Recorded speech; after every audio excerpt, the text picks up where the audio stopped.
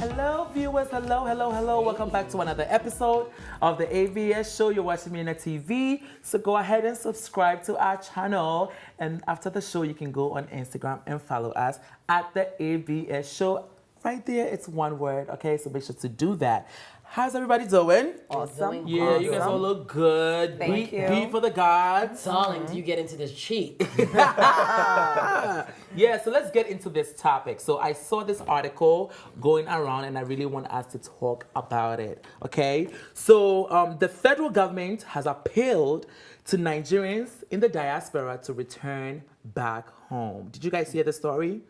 Tell us more about it. Oh, okay. Because we're ready to scream on you. So go ahead. All right, so this is what happened. The Minister of Science and Technology, Dr. Onu, as you see right there, did a series of talk in the town hall in Nigeria and is begging diasporas to return back home. So this is what he said. Let me read a little bit of it.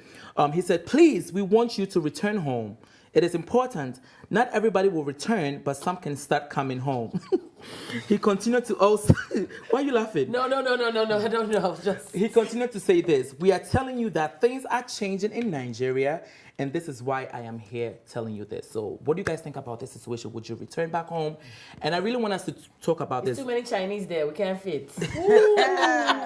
Burn. So I guess my question to you guys is, do we have the obligation as Africans living in the diaspora to return back home to our motherland? Okay. What do you guys think? I think we do, but not yet. Ooh. I feel like we want to go home. A lot of us want to go home and go and share the knowledge we have gained and the experience we have, but they're not ready to change back home. So the corruption is still there. The economy is still bad. The leaders are still there. If we go back home as young, promising professional with technological know-how and we want to tell them how to run the country, they will still tell us that we are not here, we are just new, we have nothing to offer, and they're not ready to listen. So if they are ready to listen, then we will come home. For now, we're not ready. The topic of us going back home got me thinking, like, why did we even leave at the first place? Okay. Right? Why did you come here? Why would you put me on the spot? Oh, because you're looking at me because, like, you know, why did you move? Why did my mother moved? Okay. So I moved with my mom. So I didn't have it. I was 12. Okay. And now you are? And now you are? Are you trying to get age from a woman? Never ask a woman. All you have to say, now you are grown. Now so now you have the opportunity that you can go decide, back home, right? yeah. To decide for yourself. So yeah. Okay. So, you know, I'm a couple of places. So I'm Nigerian, Ghanaian, and Nigerian. Niger. So I definitely do want to go back. In the next maybe 5 to 7 years, 10 years, I want to start looking. I'm actually starting to look at property eventually that I want to buy because I want to have something on ground. Well, you get money. Big girl talking. Mama G. Small get big girl. No, I'm just looking now. I'm just looking at real estate ads, you know, making wish lists. But I think that it is imperative for us to go back. It is not to live there. We don't have to live there full time or whatever, but I think that we can definitely invest. Because it's the same way we're complaining about the foreigners coming and investing on our resources and chopping. We can come and invest and empower our own as well as make money, as well as, you know, because us making money bolsters the economy, right? So I definitely hear him what he's saying, but right now I don't think Nigeria is ready for all of us to come back yet. First things first. We need electricity if we're going to come back full time. We need the roads to be better. I'm gonna be real, because you know what I'm saying. I love Nigeria. You know, there's something when you go home how you feel and things like that. But how is Nigeria the same way when I left in '89?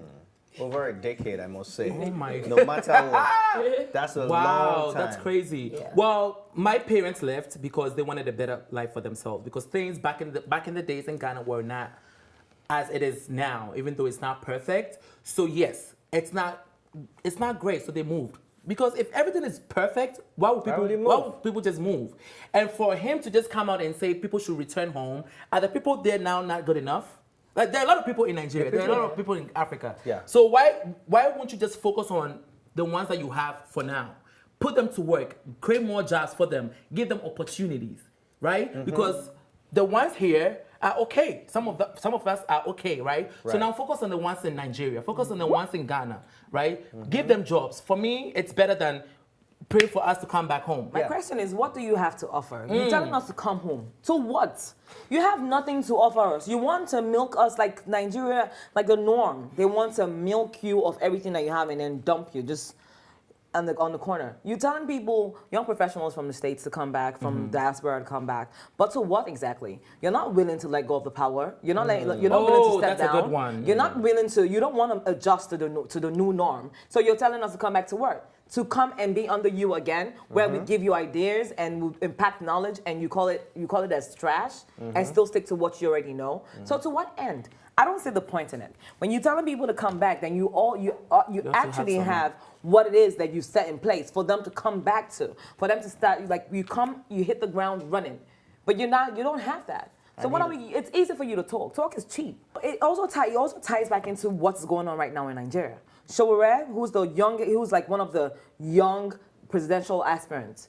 Every time he goes for interviews, the other politicians would ask him, "You're this small boy, gotta sit down. What do you know?" They question why he's going all the way to the top to be a president, as opposed to starting from the grassroots. Whoever laid the rules that you have to start from local government all the way up? If I know what I know and I want to impact this into my country, let me do that. That's what I'm here to do. You're asking me to come back and give back to the country. I'm trying to do that. But the same you that's asking us to come back, the same you is putting us down. So what's the point in asking? Why do you want me to come back? Now, going by that, nobody wants to go home because nobody has time to waste. If I go home and I invest all this energy and all my tacit knowledge, all to what? To what end? For you to still say, okay, yeah, so I made made what I said come through. I had the young people come back, and then the economy is still as is. Everything is still as is. No improvement, no nothing. I'm not with that. They just want to drain. We're okay where we are. They just we'll keep going home for Christmas. Before we also come home, they need to fix that airport. I literally got off in that airport, and this woman was in a wheelchair. You know, in the wheelchair, they have elevators, they have escalators without working there. So this man is carrying this woman downstairs on wheelchair. Like simple infrastructure. As people are driving Land Rovers, they're driving BMW, Maseratis. On the roads are not even fixed. So it's priorities. Yeah. We need to fix our priorities, basically, about when it comes to spending money. You know, you have to really think about those things. As soon as you get off the plane, they're like, "Auntie, how are you? What, do you have something small for us?" Corruption starts from the smallest person in the airport. Auntie, you have anything? I went to the bathroom and they come look for toilet paper. It's not the woman. They've grabbed one toilet paper out of the thing. You have to pay them 200 naira to get small tissue that's supposed to be in a public restroom. I mean, it is really hard because when you want to go home, right? You want to go back to your motherland. You want to build and help build. But the people, they don't make it any easy. They don't. You know what I mean? It really, really sucks. Like, I do like the airport in Ghana though. When we got there, they gave all of us water. Yeah. I was like, they're giving you bottled water in Ghana. You said two things though. So you said electricity and airport. So if that is fixed, you electricity and infrastructure, roads, and also the bribery thing. Like I just the whole thing of you have to pay everybody has their hands out, and it's fine. I know everybody wants to make money. Everybody's thinking about that come up, but like you really have to think about how can we go about do it like without. It's like everybody's hustling because you know it's really hard. People may not get their paychecks on time, things like that. But how do we fix it? Because we don't want all of our money to be drained. By the time we get ready to invest in business, you have to pay for this contractor. Do you have contracts? Do you want to come in my room and sit and do contracts? You know, things like that. You have to worry about those things because there's also still misogynism that happens there, right? With women. I'm a woman. I'm a black woman. And you know what? I am down in the totem pole sometimes when we're talking about structure and as a Nigerian woman going back, how that looks like, you know? When I left I go back and forth. When was the last time you went? I went this year. And how long did you stay? I stayed for 2 weeks. Okay, I can't stay in Ghana. Like, when I went for a month, I almost died. I was like, get me out of here. You know what I mean? It's like, it's just too much. Like you said, the road. Even when you're feeling a little sick, you are scared to go to the hospitals. Right. Because the hospitals, you go and you might not come back. Because they don't have the proper tools. Their medicine, it's not all the way up there. So, they need to fix stuff like that. And I agree with you. The politicians, can they step down? We have these presidents that want to be presidents for over 30 years. For life. African president. The new Mugabes. What about the Gambia president? He was there for life. He was going there with duffel bags. Mugambe? No, the one for Gambia government. The Gambian president, the one that they had to take him out. He used to go to the bank and tell them, fill these duffel bags with money. Just What? like that. Excuse me? Just like that. No deposit slip, no thing. Just fill the duffel bags with money. Like, how much money do you need? Like, I understand everybody siphons money. People steal money here too and everything. But at least make sure there's basic health care. There is, you know what I'm saying, basic education. And there's also a welfare system for people that cannot afford. Because these simple things, and then you can chop money. But you can't just chop everything where you are taking care of your immediate needs. You're flying in the most expensive jets. You're parking your jet. It's costing $4 million a day to fuel your jet. How many people in Nigeria can eat for $4 million a They're day? being treated out. You didn't say 4 about talk million. about the healthcare system. They're being treated outside the country. All the leaders. the time. When they're That's sick, they go to London for Including treatment. your president that flies Yes. Right. the They shuttles fly between them out. Nigeria and London. Every time his tooth aches or his eyes twitches the wrong way, he's Or out his of the ear country. Scary. itches, they fly out of the country. And then I don't like the fact that he lied saying things are changing in Nigeria. What is actually changing? I really delusional. wanted him to list the things that He were didn't list changing. anything. Because you said you left there 89. I left when I was 5. I left in 89. Yes, and then nothing has changed when you went back. It's worse. The National Stadium is decrepit. You know what I'm saying? Places that I used to, a museum is a shame. Did he not shut Do we down have at a his- point? Yeah, The one in it's a Lagos, shame. right? It's we have a his- shame. It's just a shit. Like, I was a little girl and we went to these places and it is worse. So I went to school at Sunyo Swego, and there was a lot of study abroad students from Nigeria. Yeah. So when I was reading this article, I thought maybe he was talking to those people. Like if you got an opportunity, no, why are you laughing? If you got an opportunity to study in Nigeria and got study abroad programs, maybe you should go back. Right, because it was funded by them. So now go back and serve your country. I think that would make more sense to me. Well, I agree. You know what I mean? Yeah. So if pay they- it off. Yeah. Yeah. If they do fund your education should come as back. the government, you should come back and give back. Give the pass on that tacit knowledge that you've gathered to. But I don't. Well, are they ready to even listen? at that though, when they're coming back to what? Like I said before, you funded me to go and study. Yes. And now I'm back, but I'm back to what exactly? There are no jobs. Maybe when I come back, you probably Come want me share to your go back to knowledge. where I started With from. whom?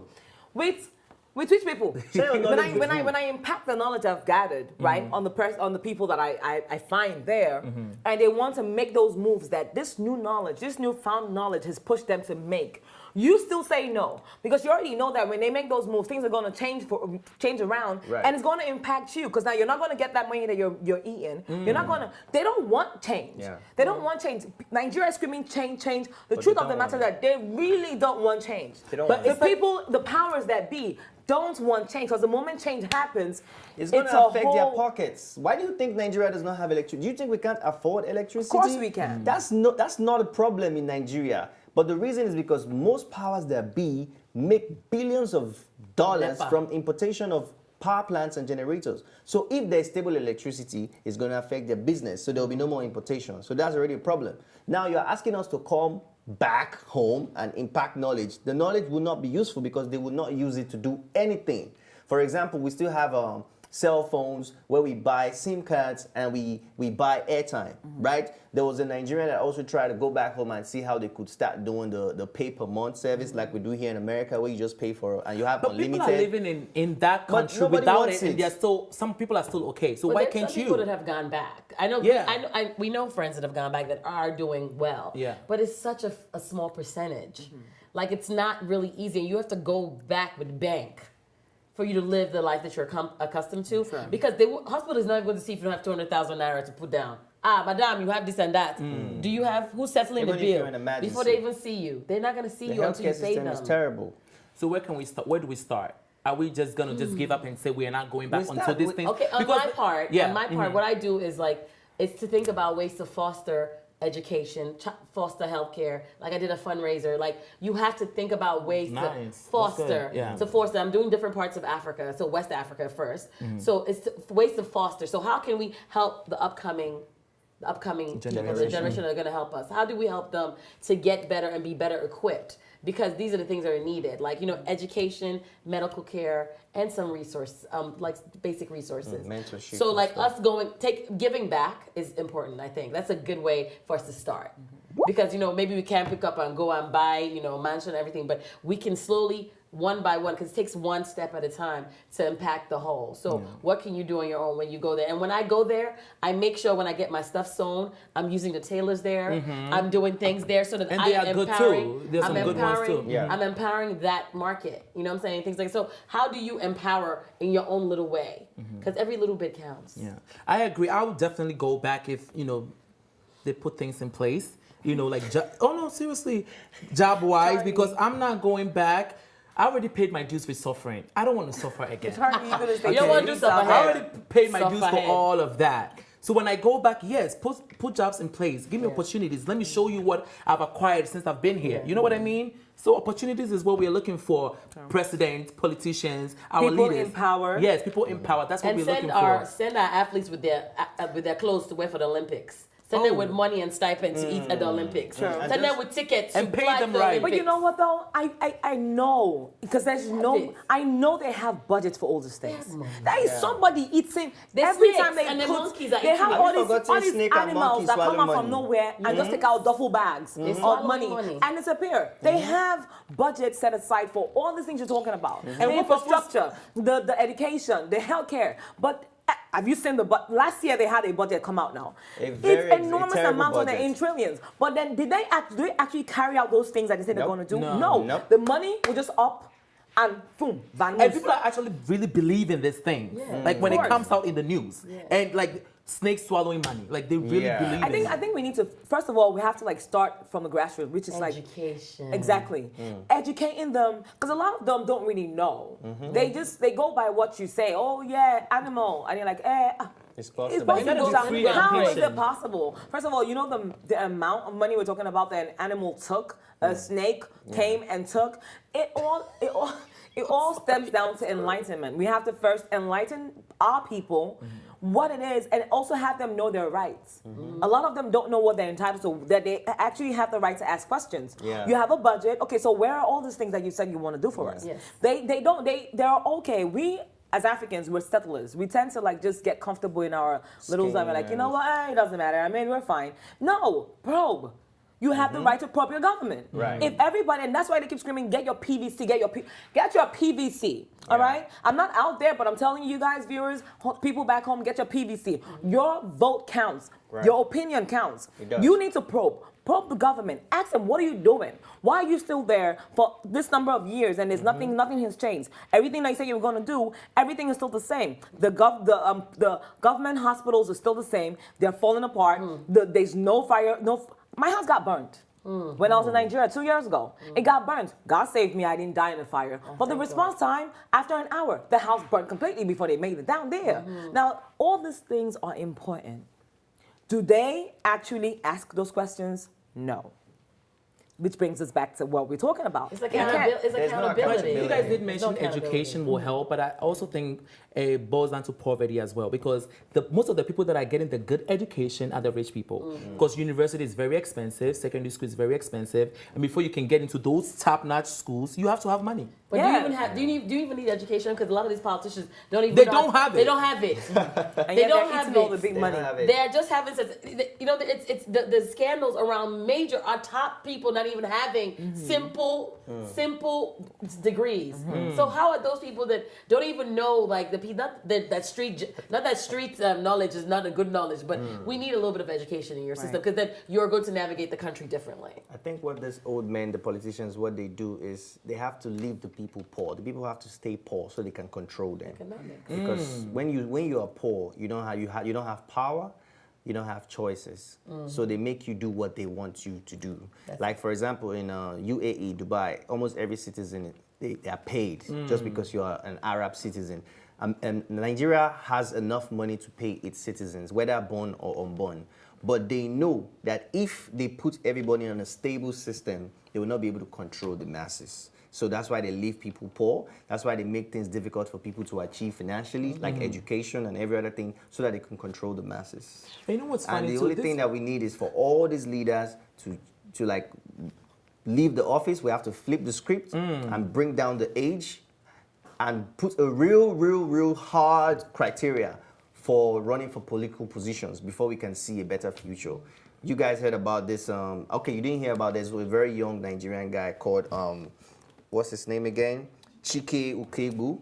He's a Nigerian. He grew up here in New York, and he's 35 years. And he's actually shown his interest in contesting for presidency in the election. And I hope they're listening. So Get into it. yeah, that's why we're mentioning it now, that his name is Chike Ukegbu. He actually grew up in New York. So it would be awesome if they could listen to that guy, because I think he has gone back to Nigeria now. He's carrying out, as in he's been interviewed in so many places. He's well knowledgeable, and he's very influential. He has even been mentioned in the UN as one of the 100 most influential people in the United Nations. So we need people like that. But the thing is, who will support him? Yeah. We say never too young to run, but when the young ones come, we laugh at them. We say they're not experienced enough. So what is that experience? Being old or being 70 years? Being old doesn't make you experienced. Being old makes you old school, because right now we're in a digital age, a technological age where everything is moving so fast. So I think Nigerians should get their PVC and listen to this guy and hear what he has to offer. Yeah. So things can actually change, okay? Right. And the one thing that is also funny to me is like when these politicians, when they talk, they ship most of their children to abroad. Abroad. Most of their kids are schooling internationally. your children are schooling internationally, your cousins, your nephews, Your but then nieces. you want us to come home and fix the roads. No, how about you fix the roads? How about that? All right, so Terrible. we're gonna come to Africa, but things need to change. Absolutely. Okay, that's what we are saying. Across the board.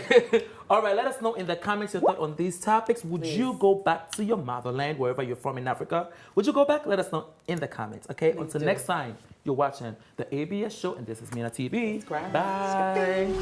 Thanks for watching, and if you liked this episode, don't forget to subscribe, like, and share. See you next time.